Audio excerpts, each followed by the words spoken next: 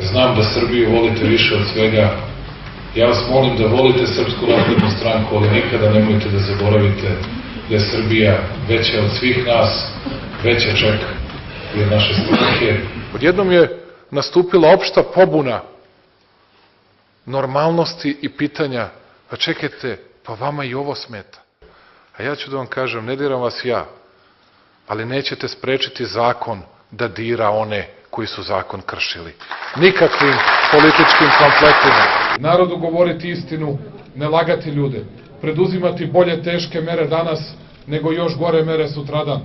I ono što je treća, najvažnija stvar, to je pošten i odgovoran odnos, borba protiv korupcije i kriminala, da svima bude jasno da se ne isplati krasti u Srbiji.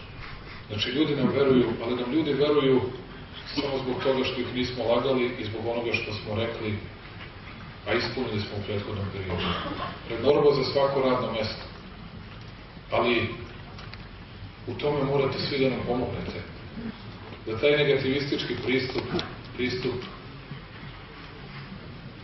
cinizma i sarkazma, od kojeg sam i sam svojevremeno bio teško obolao, da zamenimo jednim pozitivnim pristupom i da pokušamo da radimo za našu budućnost.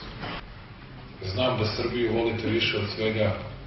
Ja vas molim da volite Srpsku naprednu stranku, ali nikada nemojte da zaboravite da je Srbija veća od svih nas, veća čak i od naše stranke.